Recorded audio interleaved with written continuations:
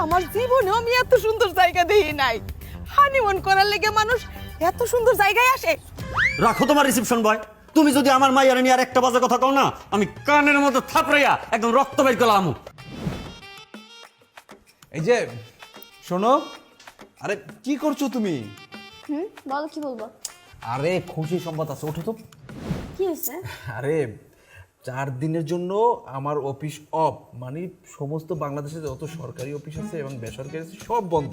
তাই ভাবছি এই ছুটিতে আমরা হানিমুনে যাব।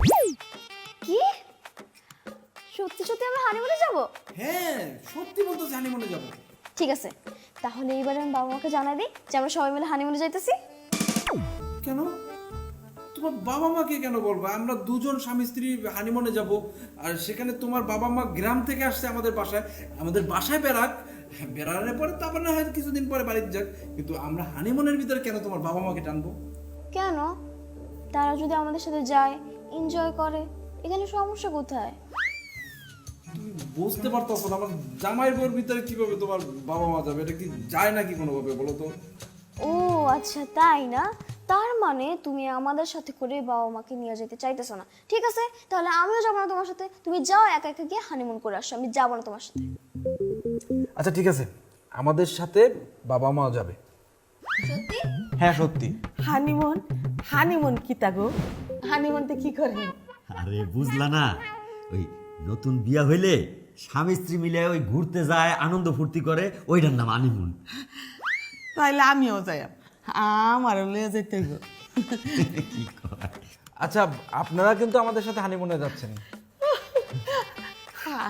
আমি খুব সুন্দর করে সাহায্য করতে দেয়। যাই হোক, এখন থেকে তাহলে আমরা গোছ গাছ শুরু করে দিই জামাই। হ্যাঁ আইও। চলো। এই যে তুমি রেডি হও, যাও। ঠিক আছে, আমি আসতেছি। হ্যাঁ। আল্লাহ, বিয়ের বয়স হয়ে গেল 6 মাস, আর 6 মাস পরে এখন যাচ্ছি হানিমুনে।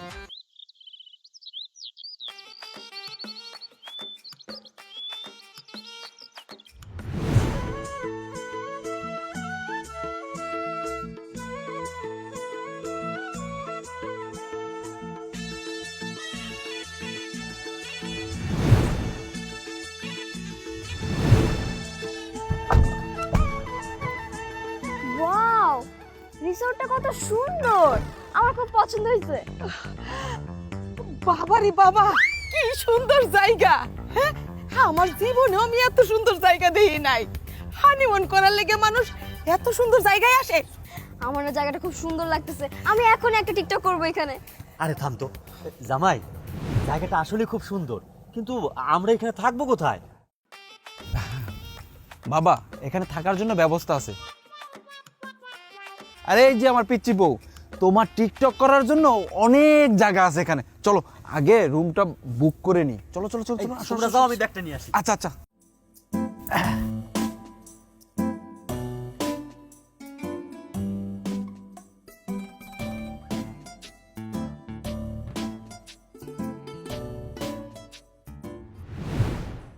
আসসালাম স্যার। স্যার ভালো আছেন? ওয়ালাইকুম সালাম। আমাদের রিসোর্টে আসার জন্য আপনাদেরকে অসংখ্য ধন্যবাদ। আপনাকে ধন্যবাদ। আচ্ছা, আমার মানি ব্যাগটা তো ফেলে আসছি, আমি গাড়ি থেকে নিয়ে আসতেছি। তুমি বাবাকে আর মাকে নিয়ে এখানেই থাকো। ঠিক আছে, তুমি যে কি করো না তুমিই জানো। আর ভুল করে ফেলাইছি, আপনারা থাকেন, আমি আসতেছি। আসসালাম স্যার, স্যার ভালো আছেন? আলহামদুলিল্লাহ। স্যার ম্যাডাম, আপনারা কয়জন এবং কয়টা রুম লাগবে বলেন? ও মা মা গো, শুনছ শুনছ বেড়া কিতা কইতাছে? তোমারে স্যার কইতাছে, আমারে ম্যাডাম কইতাছে। বাবাডা, স্যার তো হইছে আমরা গেরাম রহমান স্যার আর তার বউ। ম্যাডাম, আমাদের এখানে যারাই আসে আমরা স্যার এবং ম্যাডাম বলে সম্বোধন করি।